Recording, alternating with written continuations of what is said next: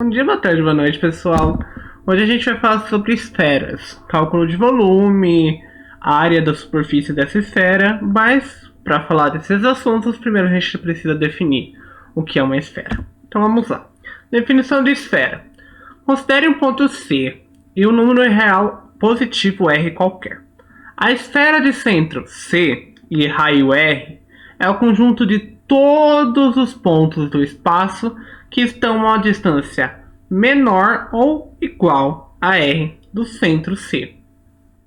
E a crosta, ou seja, essa última camada ou a fronteira da nossa esfera, chama-se superfície esférica. Então aqui a gente tem a representação dessa esfera. Temos um centro C e um raio R. Todos os pontos que estiverem a uma distância menor ou igual a R pertencem a essas esferas. E a distância Q e P seria o nosso diâmetro da nossa esfera, certo? Que é 2 vezes o raio dessa esfera, certo? Área da superfície esférica. Superfície esférica é a nossa crosta, é a nossa fronteira da esfera, certo? É praticamente o que a circunferência é para o círculo. É aquela última camada de pontos desse círculo. Então, essa fronteira, essa crosta, essa superfície é a última camada de pontos. Ou seja, é os pontos que estão a uma distância igual de raio. O raio é a distância entre o centro e esses pontos, certo? Então, na figura que a gente vai ver a seguir, a gente desenhou 3 círculos máximos, círculo com raio máximo R. E a área dessa superfície vai ser igual, é dada pelo quádruplo da área de um dos círculos máximos. Ou seja, a área de qualquer superfície da esfera, qualquer superfície esférica, vai ser igual a 4 vezes π vezes r ao quadrado, ou seja, o raio desse círculo máximo, certo? Então aqui a gente tem uma esfera, a gente desenha alguns círculos máximos, ou seja, em que o raio é igual ao raio da esfera, e a área dessa superfície esférica vai ser 4 vezes πr ao quadrado, ou seja, 4 vezes a área desse círculo máximo. Volume da esfera. O volume da esfera ele tem alguns passos, certo? Para a gente conseguir definir qual vai ser o valor desse volume da esfera. Então a gente vai bem devagar nesses passos, porque uma coisa vai interferir na próxima, que vai interferir na outra. Então vamos lá. Então, para começar, a gente vai ter uma esfera. E a gente vai interseccionar essa esfera por um plano beta, certo? E o que vai acontecer? No momento que eu interseccionar esse plano beta nessa esfera, vai formar um círculo nesse plano, certo? E esse círculo vai ter um centro. A distância entre o centro desse círculo e o centro da nossa esfera, que é o ponto O, vai ser uma distância dzinho, certo? O círculo, ele tem um raio, um Rzinho, um raio que eu vou chamar de Rzinho. E a nossa esfera tem um raio que a gente vai chamar de Rzão. E essas 3 distâncias formam um triângulo retângulo espacial. Ou seja, em que os catetos serão essa distância entre o centro da esfera e o centro desse círculo, o raio desse círculo e o raio da nossa esfera. O cateto serão essa distância d, o raio do nosso círculo, enquanto que a nossa hipotenusa vai ser o nosso raio da esfera.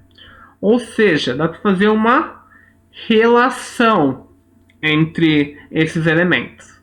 No caso, eu quero deixar o r ao quadrado, o rzinho ao quadrado, o raio do nosso círculo, em evidência.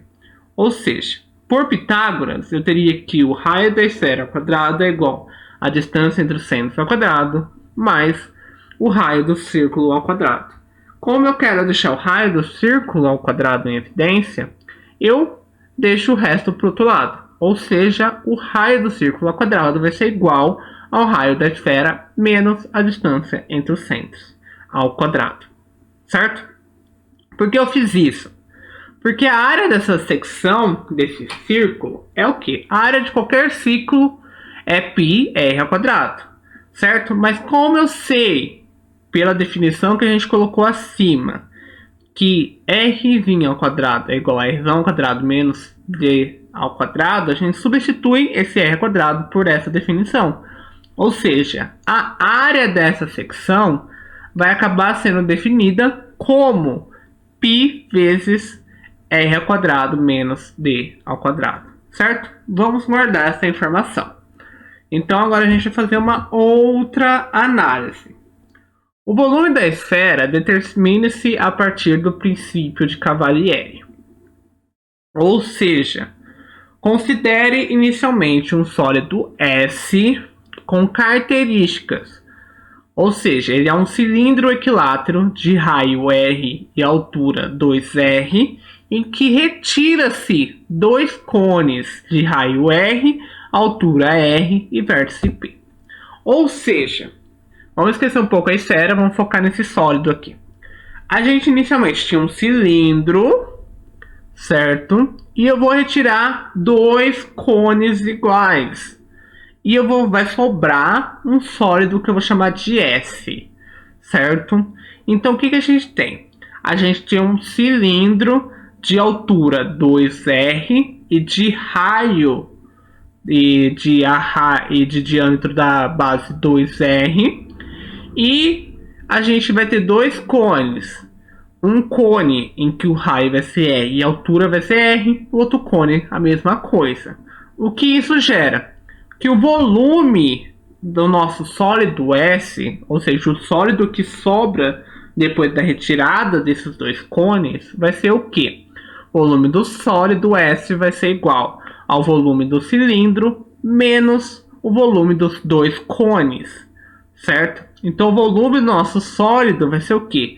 π vezes r ao quadrado vezes 2r menos 2 vezes π vezes r ao quadrado vezes 2r dividido por 3. Isso vai gerar que o volume desse sólido que restou é igual a 4 vezes π vezes r ao cubo dividido por 3. Ok, a gente sabe o volume desse sólido, mas a gente quer saber o volume da esfera. Agora a gente vai relacionar a nossa esfera com esse sólido. Como?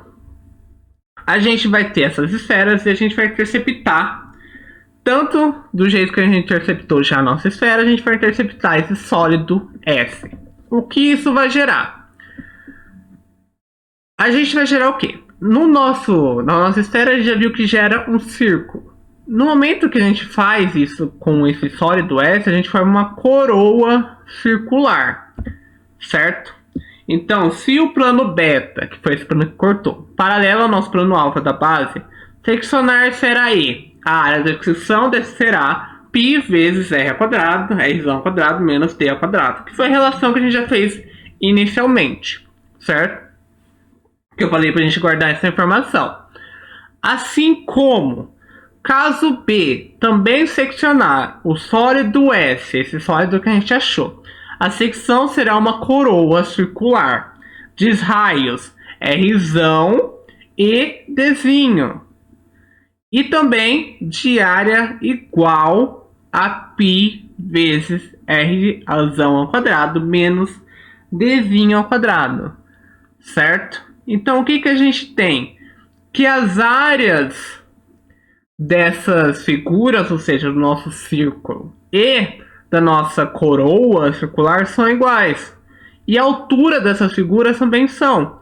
Então a igualdade das áreas das secções permite concluir, pelo princípio de Cavalieri, que a gente já viu, que a esfera E tem o mesmo volume que o sólido S. Ou seja, se a gente sabe que o volume do nosso sólido é 4 vezes π vezes r ao cubo dividido por 3, consequentemente, o volume da nossa esfera também será 4 vezes π vezes r ao cubo dividido por 3. Ou seja, para a gente saber o volume de uma esfera qualquer, a gente substitui nessa fórmula 4 vezes π vezes o raio da nossa esfera ao cubo dividido por 3. Agora tem algumas características, são elementos que vão se originar a partir de uma esfera. Primeiro, o fluxo esférico. É basicamente a mesma coisa de fuso horário que a gente vê em geografia, só que a gente vai dar uma estudada isso em matemática. Então o que a gente tem? Ao rotacionar uma semicircunferência ao redor do eixo, que passa pelo diâmetro com a medida angular, obtém-se uma superfície denominada fuso esférico. O que vai ser? Eu tinha primeiro uma semicircunferência, que é metade de uma circunferência, e eu rotacionei formando um ângulo em relação ao nosso eixo, certo? Eu fiz uma abertura angular.